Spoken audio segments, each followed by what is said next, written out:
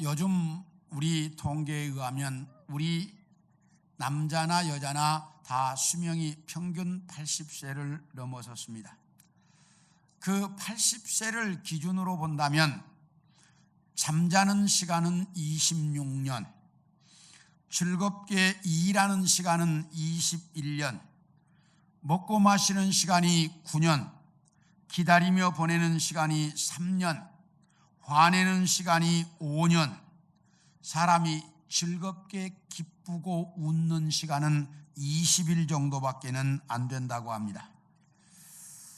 이렇게 살아가면서 우리가 화내는 시간이 5년이나 된다는데, 이렇게 화를 내면 우리 몸에 콜라겐이라고 하는 나쁜 독소가 단백질 사이에 끼어가지고 우리 몸의 면역세포를 죽인다는 거예요. 그래서 면역력이 약해져서 화를 잘 내는 사람은 병에 잘 걸린다, 이렇게 말합니다. 그러므로 우리는 가능하면 화를 내지 않고 살아야 하는데 화 안 내고 살 수가 없어요. 그럼 화를 왜 내는 것일까? 인간의 뇌는, 이 뇌는 3층 구조로 되어 있다는 거예요. 1층은 우리 사회의 전기, 수도, 하수도 시설 같은 것처럼 이제 그 몸 전체를 움직이는 뇌관이라고 하는 활동본부가 있다는 거예요. 1층에는. 그래가지고 우리 몸을 움직이도록 되어져 있고, 2층은 감정의 본부인 변연계라고 하는 것이 있는데, 이 2층에는 외부에서 일어나는 모든 활동을 이렇게 느끼고 감지하는 편도체가 있고, 또 이 느낀 것을 우리가 반응은 일으킬 수 있도록 만들어놓은 해마체가 있다. 그런데 이 2층은 3층에다가 연락도 안 하고 자기 마음대로 움직일 수 있는 그런 긴급할 때는 조직도 갖고 있지만 대부분은 다 3층에 연락을 하는데, 그래서 2층은 외부의 모든 걸 느끼는 것. 그래서 2층이 잘못되면 본능 조절, 감정 조절이 잘 안 된다는 거예요. 3층은 2층이 느낀 모든 것들을 잘 분석하고 판단해서 1층에다가 전달하면 1층이 움직이도록 하는 전도엽이라고 하는 중앙본부가 3층에 있다고 합니다. 그래서 이 3층이 잘못되면 판단력이 떨어지고 정상적인 생활을 하기가 어렵다. 그래서 인간의 뇌는 3층 구조로 되어 있는데, 3층은 지시하는데, 2층은 느끼고 아는데, 1층은 행동하는데, 이렇게 3층, 2층, 1층으로 구조가 되어 있는데, 인간이 화가 나면 2층에서 느끼고 3층의 지시를 받아서 2층이 움직일 때는 문제가 없어요. 그런데 3층의 지시를 받지 않고 2층 자체에서 화가 나가지고 순간적으로 활동을 해버리면, 화를 내버리면, 그때는 이 콜라겐이라고 하는 것이 발생을 해서 면역세포를 죽인다는 거예요. 그렇기 때문에 인간이 화가 나면 1, 2, 3 딱 셋만 세면 그 사이에 2층에서 3층에 보고하고 3층의 지시에 의해서 움직인다는 거예요. 그런데 내가 화가 나면 3층에 보고할 시간이 없이 그냥 내지르면, 그때는 우리 몸에 이 나쁜 콜라겐이 단백질 사이에 생겨난다는 거예요. 그러니까 화나면 어떻게 해라? 따라 합시다. 화나면 1, 2, 3 이것만 세라, 그 말이에요. 그러면 이제 3층의 지시를 받아서 움직이기 때문에 문제가 없다는 거예요. 더 재밌는 것은 인간이 화가 났을 때 화를 꾹꾹 참으면 더 심각한 병에 걸린다는 거예요. 암이나 또는 우울증이나 이런 건 너무 참으면 그때 병 걸린다는 거예요. 그러니까 인간은 화가 나면 화를 내라. 그런데 3층에 보고할 시간이 없이 2층이 즉시 행동하도록 하면 안 된다는 거예요. 그러니까 화나면 어떻게 하고? 1, 2, 3 하고 화를 내라 그 말이야. 그래야 병에 안 걸린다는 거예요. 그러니까 화나면 어떻게 해라? 1, 2, 3만 해라 이 말이에요. 그리고 나서 화를 뭐 해라? 그때는 내라는 거예요. 어떻게 내는가? 성경에 보면 예수님께서 예루살렘에 들어오셨습니다.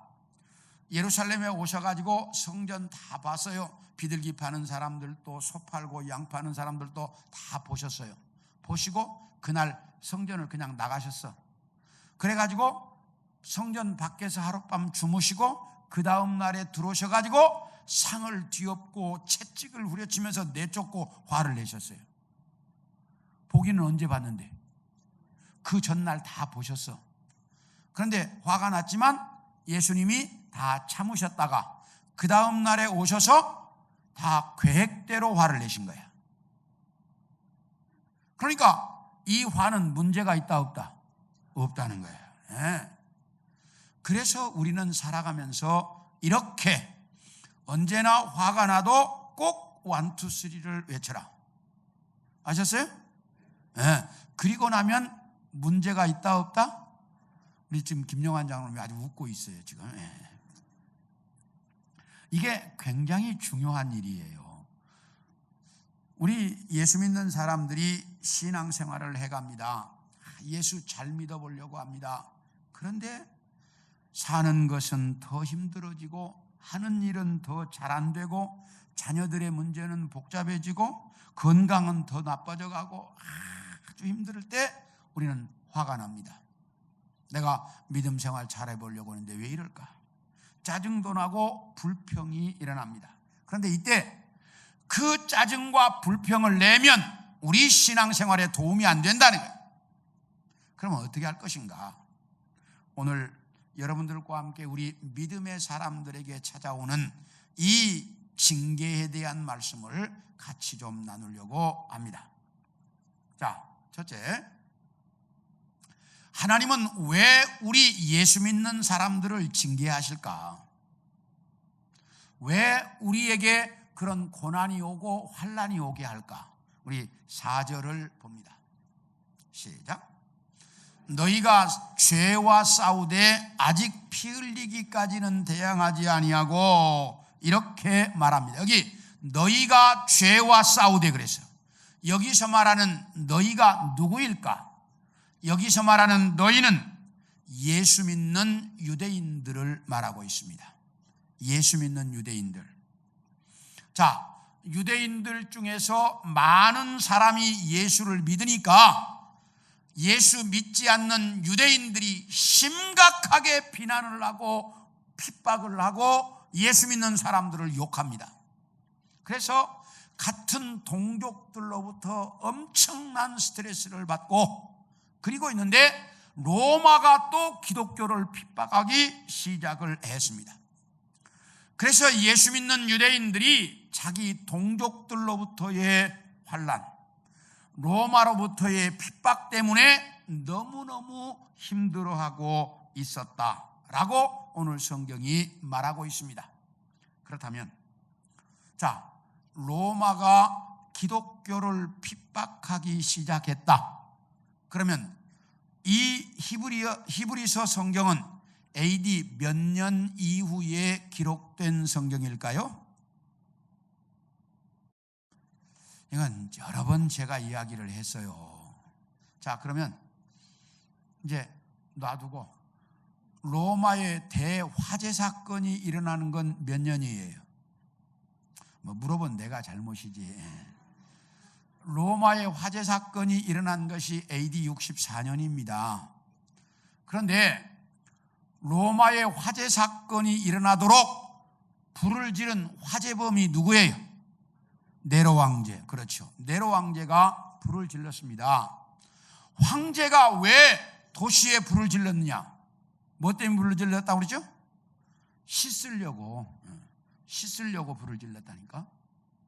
왜냐하면 그 당시, 아니 지금도 세계에서 최고의 서사시로 알려져 있는 것이 호머라고 하는 사람이 쓴 일리어드와 오디세이라고 하는 작품이 최고의 서사시로 알려져 있습니다.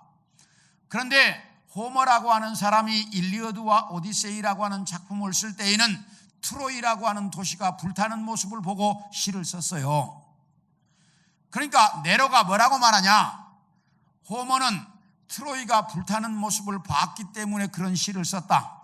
나도 충분히 그런 시를 쓸 수 있는 실력이 있는데 도시가 불타는 모습을 볼 수 없어서 시를 못 쓴다. 그래서 시 쓰려고 로마에 불을 질렀어요. 그래가지고 도시의 3분의 1이 불타버렸어요. 어마어마한 화재 사건이죠. 로마 시 전체의 3분의 1이 불타버렸으니까. 그런 엄청난 화재가 일어나고 나니까 시민들이 들끓는 거예요. 이거 죽이자, 이거 가만히 있으면 안 된다. 그래가지고 시민들이 막 들고 일어났을 것 같으니까 네로가 야, 저 화재범을 누군가 만들어라. 그러니까 예수 믿는 사람들이 화재범이다 이렇게 해가지고 기독교인들이 불질렀다라고 누가 불질러 놓고? 지가 불질러 놓고. 불지른 사람이 누구라고? 기독교인들이라고 기독교인들에게 화재범으로 몰았어요. 그러니까 이 화재범을 살려두면 안 된다 이래가지고 기독교인들을 잡아 죽이기 시작했어요. 그래서 그때부터 로마가 기독교를 핍박하기 시작했다. 제가 여러분들에게 말씀드렸죠? 네. 그러니까 AD 64년에 로마 화재 사건이 일어났어요. 그 화재 사건 때문에 로마가 기독교를 핍박했어요. 그러면 기독교를 핍박한 건 몇 년부터? 64년부터. 예. 그러면 여기 히브리서가 로마가 기독교를 핍박하기 시작할 때 썼다. 그 말은 몇 년 이후에 써졌다? 그렇죠. 64년 이후에. 그래서 AD 64년부터 AD 70년 사이에 기록되었다라고 알려져 있습니다. 자, 이렇게 로마가 예수 믿는 유대인들을 핍박하고 같은 동족이 핍박하고 이렇게 예수 믿는 유대인들이 여기저기서 핍박이 들어오니까 그 핍박을 견디지 못하고 기독교를 버리고 유대교로 돌아간 사람들도 많이 생겨나고 있고 또 아직 돌아가지는 않았지만 많은 그 기독교 예수 믿는 유대인들이 유대교로 돌아갈 것 같은 상황, 그게 지금 오늘 본문의 상황이다 그 말이에요. 그래서 여기 4절이 뭐라고 말해요? 죄와 싸우되. 지금 그런 핍박을 견디고는 있어. 그러나 여기 아직 피 흘리기까지는 대항하지 않았다. 이 말은 순교의 각오를 가지고 신앙생활을 하고 있지는 않다는 거예요. 그 이야기는 지금 어려움에 이 핍박을 받으면서 견디고는 있는데 조금만 더 핍박이 심해지면 뭐 할 것 같다? 기독교를 버리고 유대교로 돌아갈 것 같다. 지금 그런 성도들을 향해서 오늘 본문을 말씀하신 거예요. 그래서 오늘 본문은 지금 예수를 믿고는 있지만 조금만 더 핍박이 심해지면 유대교로 돌아갈 것 같은 그런 위험한 상황에 처해 있는 유대인 예수 믿는 사람들에게 주신 말씀이에요. 뭐라고 하시느냐? 따라합시다. 하나님은 사랑하는 자를 징계하신다. 6절을 보겠습니다. 시작. 주께서 그 사랑하시는 자를 징계하시고 그가 받아들이시는 아들마다 채찍질 하심이라 하였으니. 여기 뭐니까?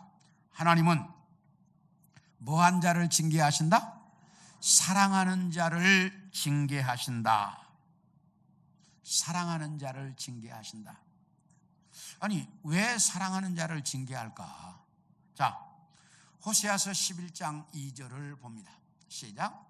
선지자들이 그들을 부를수록 그들은 점점 멀리하고 바알들에게 제사하며 아로사긴 우상 앞에서 분향하였느니라.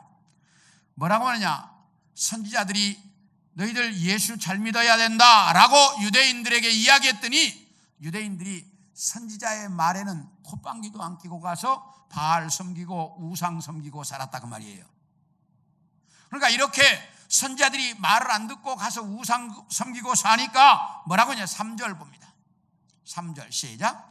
그러나 내가 에브라임에게 걸음을 가르치고 내 팔로 안았음에도 내가 그들을 고치는 줄을 그들은 알지 못했다. 이렇게 하나님께로 돌아오라 근데 콧방귀도 안 껴. 그러니까 하나님께서 가서 그들을 안아주고 그들에게 걸음마를 가르치고 사랑의 줄로 돌아오라고 그랬어. 그런데도 돌아오기를 뭐해? 싫어해. 하나님께로 돌아오기를 싫어해. 그러니까 하나님께서 어떻게 했냐, 7절 보여주세요. 시작. 내 백성이 끝끝내 내게서 물러가나니 비록 그들을 불러 위에 계신 이에게로 돌아오라 할지라도 일어나는 자가 하나도 없다. 하나님께로 돌아오라고 아무리 외쳐도 콧방귀도 안 껴, 끔찍도 안 해. 그러니까 10절 보여주세요. 시작. 그들은 사자처럼 소리를 내시는 여호와를 따를 것이라. 여호와께서 소리를 내시면 자손들이 서쪽에서부터 떨며 오되. 여기 뭐라고 말하냐, 돌아오라고 선지자들이 아무리 말해도 뭐해? 안 들어요. 그러니까 하나님이 사자처럼 소리를 내시는 거야. 그러니까 그때 가서 어떻게? 떨면서 돌아왔다, 이렇게 말을 해요. 참 이게 사람의 모습, 인간의 모습이라는 거예요. 뭐 했을 때 돌아오면? 좋은 말로 돌아오라고 할 때 뭐 했으면? 돌아왔으면 얼마나 좋아. 안 들으니까 뭐 해가지고? 하나님이 한 대 때리니까 한 대 맞고 정신 차려가지고 돌아왔다. 지금 그 말이야. 꼭 뭐 해야 정신 차린다? 맞아야 정신 차린다. 뭐 하기 전에 정신 차리면? 그 맞기 전에 정신 차리면 얼마나 좋으냐 그 말이에요. 그래서 하나님은 안 돌아오니까 돌아와야 되는데 안 돌아오니까 사랑해서 그들에게 매를 때리신다. 그래서 사랑하시는 자를 징계하신다. 이상한 것은 중국이 기독교를 엄청 핍박합니다. 그런데 그 핍박을 다 하면 할수록 예수 믿는 사람들의 숫자가 기하급수적으로 늘어납니다. 그런데 러시아가 너희는 자유롭게 선교해도 좋다. 그래서 러시아의 선교사들은 다 비자를 줘요. 근데 기독교인이 안 늘어나. 중국은 비자를 안 주고 선교사를 다 내쫓아요 지금. 근데 기독교인은 엄청나게 늘어나고 있어요. 근데 러시아는 비자 다 주고 선교하라고 해. 근데 기독교인이 안 늘어나. 로마가 그렇게 혹독하게 기독교를 핍박했어요. 그런데 결국에 로마가 무슨 국가? 기독교 국가가 되고 말았어요. 그렇게 핍박했는데 우리 욥기 23장 10절을 봅니다. 시작. 그러나 내가 가는 길을 그가 아시나니 그가 나를 단련하신 후에는 내가 순금같이 되어 나오리라. 욥이 뭐라고 말하냐? 그 많던 재산 하루아침에 다 없어지고 그 많던 아들, 딸 하루아침에 다 죽고 그리고 자기 몸에 병드는 그야말로 고통스러운, 그야말로 힘든 그 연단의 시간을 받으면서 뭐라고 이야기하느냐? 내가 그가 나를 단련하신 후에는 내가 순금같이 되어서 나올 것이다. 그가 나를 단련하신 후에는 내가 순금같이 되어서 나올 것이다. 하나님은 자기가 필요한 사람들, 하나님의 일꾼으로 사용하려고 하는 사람들을 훈련하신다는 거예요. 왜? 훈련되지 않는 사람은 일꾼으로 쓸 수가 없기 때문입니다. 그래서 예수님도 이 땅에 오셔서 제자들을 3년 동안이나 훈련을 시키셨습니다. 왜? 훈련되어야만 일할 수 있기 때문이에요. 그래서 하나님은 자기가 사랑하는 사람들을 뭐한다? 훈련시킨다. 그래서 하나님은 자기가 사랑하는 사람들을 훈련시킨다. 둘째, 따라합시다. 친아들이기 때문이다. 우리 7절과 8절을 봅니다. 시작. 너희가 참음은 징계를 받기 위함이라. 하나님이 아들과 같이 너희를 대우하시나니 어찌 아버지가 징계하지 않는 아들이 있으리요. 8절. 징계는 다 받는 것이거늘 너희에게 없으면 사생자요 친아들이 아니니라. 아버지는 누구만 징계하신다? 친아들만. 왜요? 친아들이 아니면 징계할 수 없기 때문이에요. 친아들이 아닌데 징계했다가는 큰일 나요. 하나님이 우리를 징계하시는 것은 우리가 뭐기 때문에? 친아들로 인정하시기 때문에 하나님은 우리를 징계하신다는 거예요. 친아들로 인정하지 않으면 징계하지 않는다는 거예요. 자, 그 다음에 따라합시다. 거룩한 자녀로 만들려고. 뭘로 만들려고? 우리 10절을 봅니다. 10절입니다. 넘어가셔서 10절 보여주세요. 그 다음, 오늘 본문 10절. 그 다음 절 보여주세요. 본문 10절. 시작. 그들은 잠시 자기의 뜻대로 우리를 징계하였거니와 오직 하나님은 우리의 유익을 위하여 그의 거룩하심에 참여하게 하신다. 여기 뭐라고 말하냐? 우리의 유익을 위하여 하나님의 거룩에 참여하도록 하시려고 징계한다. 다시 말하면 우리가 예수 믿는 하나님의 자녀답게 이 땅에서 살아야 되는데 하나님의 자녀답게 살지 못할 때 우리를 징계해서 우리가 하나님의 자녀답게 살도록 만드신다는 거예요. 그래서 하나님의 거룩한 자녀답게 만드시려고 하나님은 우리를 징계하신다. 이렇게 말씀합니다. 그래서 하나님은 우리를 위해서 징계하시는데 친아들로 인정하고 우리를 사랑해서 하나님의 자녀답게 살도록 하려고 징계하신다. 이렇게 말씀하고 있습니다. 그러므로 우리 신앙생활을 하는 동안 고난이 오거나 어려움이 오면 하나님이 우리를 뭐 하신다? 훈련하고 있다 라고 하는 것을 깨달을 수 있어야 한다는 거예요.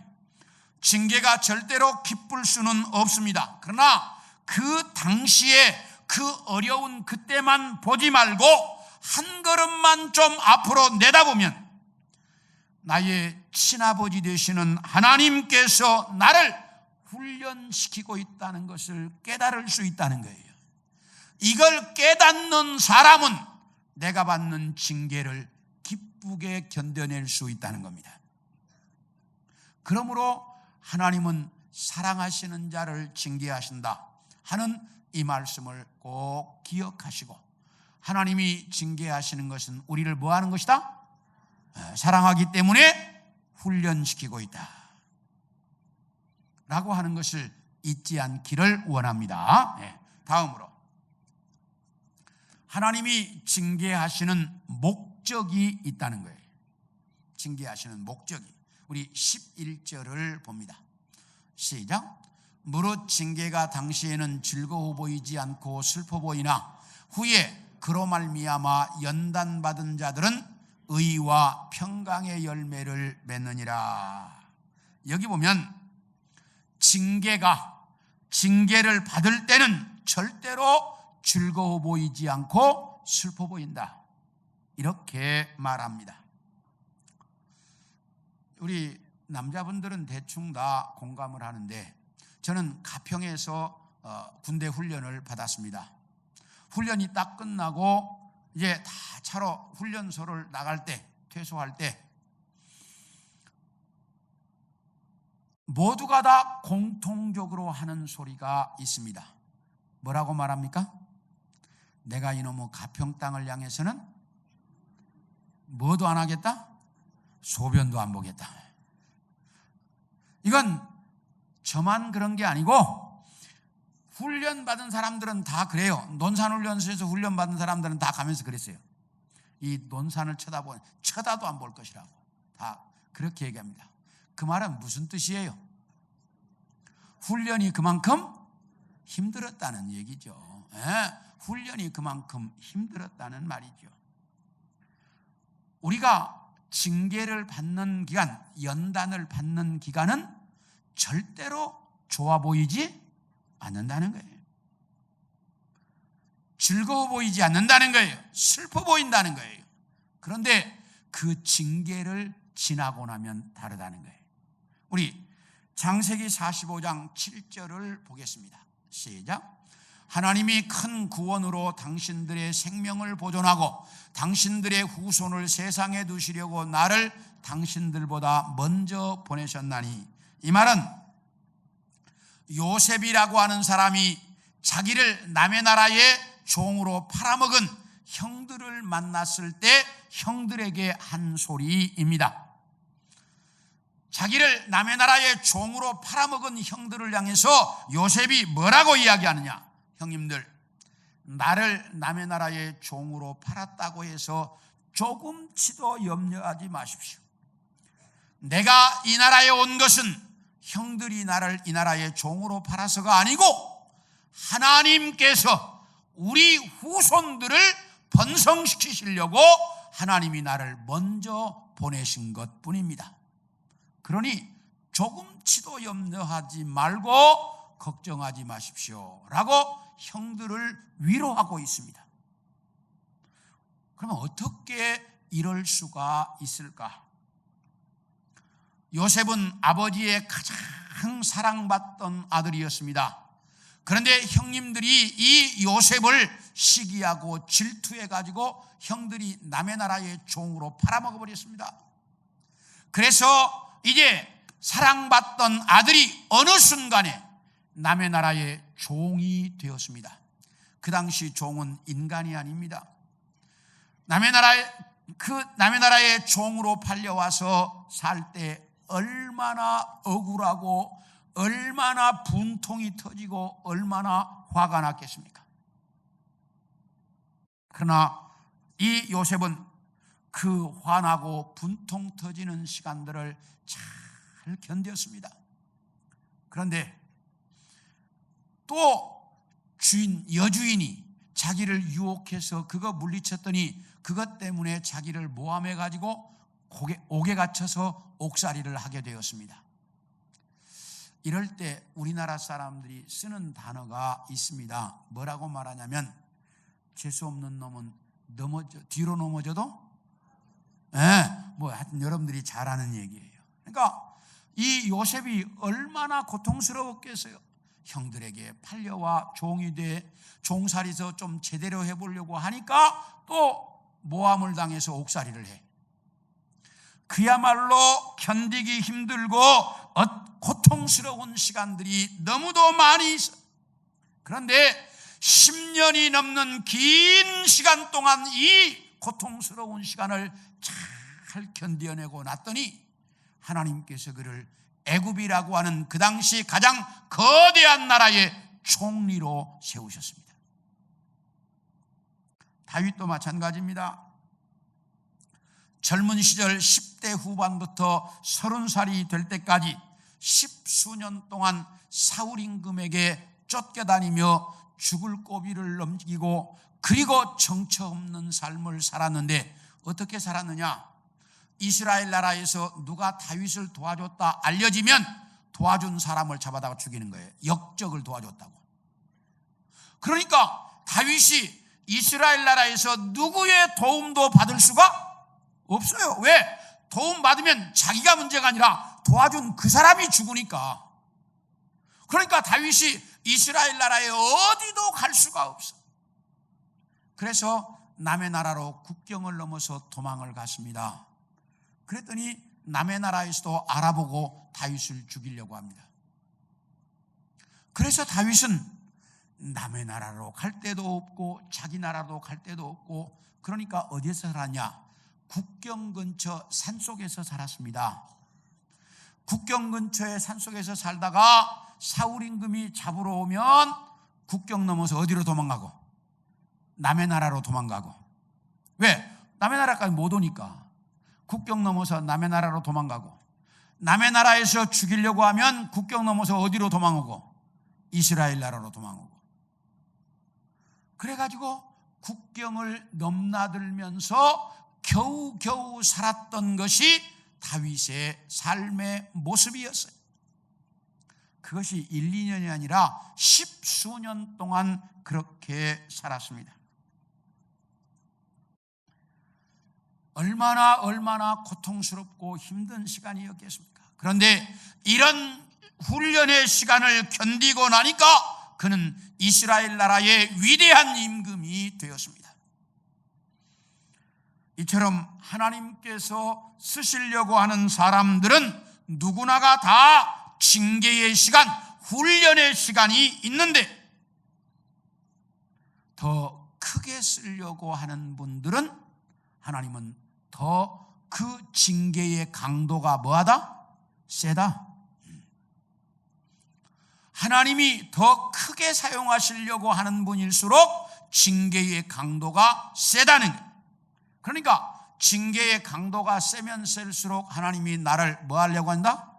크게 쓰시려고 한다. 이걸 여러분들이 잘 깨닫고 살면 우리가 이 땅에서 살아가는 날 동안 내가 받는 이 징계에 그렇게 이제 두렵지 않을 것입니다. 그러므로 하나님은 나를 훈련시키시는데 내가 필요하기 때문에 하나님의 일꾼으로 쓰려고 훈련하신다. 근데 훈련이 안 된 사람은 이렇게 일을 할 수가 없어요. 여러분, 스트리킹이라고 하는 것이 뭔지 아세요? 예? 알지요? 스트리킹이라는 건 뭐냐면 홀딱 벗고 길을 활보하는 것을 스트리킹이라고 합니다. 예. 이제 그 옷 벗고 거는 것을 스트리킹이라고 하는데, 스트리킹의 창시자가 누군 줄 압니까? 네, 성경에 나와요. 우리 마가복음 14장 51절 52절을 봅니다. 시작. 한 청년이 벗은 몸에 배 혼이불을 두르고 예수를 따라가다가 무리에게 잡힘에 배 혼이불을 버리고 벗은 몸으로 도망하니라. 여기 누가 그랬다고 그래요? 한 청년이. 이 한 청년이 누구예요? 마가복음의 기록자인 마가 요한이에요. 그러니까 자기 이름을 내가 그랬다 이렇게 안 쓰고 뭐라고 표현했어? 한 청년이 그렇게 써놨어. 그러니까 그게 누구라고요? 마가복음을 기록한 마가 요한이에요. 그러니까 자기 자신을 기록하는데 그렇게 그냥 마가 요한이 이렇게 말하고 한 청년이 이렇게 기록해놨어. 그게 마가 요한 자기 자신이야. 이 사람이 이제 예수님을 따라가는데 배혼이불로 쫙 이렇게 감고 예수님을 따라가는데 어떤 사람이 딱 잡더니 너도 저 예수파지? 그러니까 이 배혼이불을 확 벗어버리고 벗은 몸으로 도망갔어요. 그래서 스트리킹의 창시자가 되었습니다. 마가 요한이. 그런데 이 마가 요한은 상당히 부유한 가정에서 살았던 것으로 알려져 있어요. 지금도 예루살렘 성지순례를 가면 마가 요한의 집을 갑니다. 이 마가의 다락방을 보려고. 그런데 마가의 다락방에 120명이 모일 정도로 아주 넓었어요. 그렇게 큰 집을 지니고 살았던 것이 마가 요한의 집이에요. 그러니까 상당히 뭐 했다는 얘기예요? 잘 살았다는 얘기지.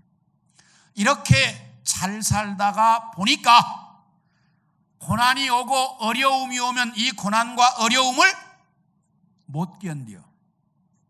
그래서 예수님 따라가다가도 중간에 확 벗어버리고 도망갔고, 그 다음에 사도 바울을 따라서 1차 전도여행을 함께 갔습니다. 그런데 중간에 가다가 너무 힘든가 중간에 돌아와 버렸어요. 그래서 제가 별명을 붙인데 마가 요한을 가리켜서 중간치기 이렇게 붙였습니다. 왜요? 중간에 돌아가 버리니까 힘드니까. 왜 그래요? 이 부유한 집안에서 살면서 어렵고 고통스럽게 사는 훈련이 안 돼 있었기 때문에 그렇다고 말이야. 그래서 이 마가 요한은 그런 고난과 고통스러운 시간들을 견뎌내기가 쉽지 않았습니다. 그러나 하나님께서 이렇게 다윗이나 요셉처럼 훈련시킨 사람들은 그들이 살아가면서 당하는 모든 고난을 다 뭐 할 수 있어? 견뎌낼 수 있어. 왜? 더 심한 훈련을 받았기 때문에. 그래서 하나님은 자기가 쓰려고 하는 사람, 자기가 일꾼으로 사용하려고 하는 사람은 다 뭐 시킨다? 훈련시키신다는 거예요.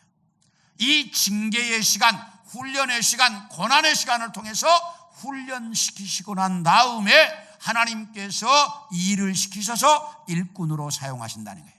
그러니까 목적이 딱 있어요. 하나님의 목적이 뭐냐? 일꾼으로 사용하시려고. 그래서 하나님은 연단시킨다, 이렇게 말씀합니다. 그러므로 징계를 당할 때마다 따라합시다. 무릎을 일으켜 세워라. 그렇기 때문에 너희는 징계를 당할 때마다 무릎을 일으켜 세워라, 이렇게 말합니다. 우리 본문 12, 13절을 봅니다. 시작. 그러므로 피곤한 손과 연약한 무릎을 일으켜 세우고 너희 발을 위하여 곧은 길을 만들어 저는 다리로 하여금 어그러지지 않고 고침을 받게 해라. 여기서 말하는 피곤한 손과 연약한 무릎, 이건 뭘 이야기하느냐? 예수 믿는데 로마가 핍박을 하고 믿지 않는 유대인들이 핍박을 해서 예수 믿다가 정말 너무너무 힘들어서 지칠 대로 지쳐있는 성도들의 모습을 피곤한 손, 연약한 무릎으로 표현을 했습니다. 이렇게 힘들고 지쳐서 쓰러질 것 같은데 이제 포기하고 옛날 유대교로 돌아갈 것 같은 이 성도들을 향해서 뭐라고 이야기하느냐? 너희는 아무리 힘이 들고 어려워도 거기서 주저앉지 마라. 거기서 연약한 무릎을 세워라. 그리고 일어서라. 그래야 너희가 소망이 있고 너희 안에 하나님의 평강이 넘칠 수 있다. 그러니 너희는 그렇게 연약한 무릎, 피곤한 손, 지칠 대로 지쳐있을 때 거기서 절대로 주저앉지 마라. 무릎에 힘을 주고 일어서라. 그리고 걸어가라. 이렇게 말씀하시고 있다, 그 말이에요. 우리 창세기 32장 31절을 좀 보겠습니다. 시작. 그가 분이엘을 지날 때에 해가 돋았고 그의 허벅다리로 말미암아 절었더라. 이게 지금 무슨 말이냐면 야곱이 삼촌 라반의 집으로 도망가서 오랫동안 살면서 거부가 되어가지고 고향 땅 가나안으로 돌아옵니다. 오고 싶지 않았는데 하나님이 가라고 하니까 어쩔 수 없이 돌아옵니다. 왜냐하면 자기가 형 에서를 속이고 장자의 축복을 가로챘기 때문에 형 에서가 야곱이 나타나기만 죽이려고 딱 기다리고 있다, 이 말이에요. 그러니까 야곱은 형이 두려워서 고향으로 돌아가고 싶지가 않습니다. 그런데 하나님이 가라고 합니다. 그러니까 어쩔 수 없이 오다가 야복강가에서 밤이 새도록 하나님께 기도합니다. 그때 하나님의 사람 천사가 나타나가지고 야곱과 씨름을 했다라고 성경은 기록합니다. 어떤 씨름이냐?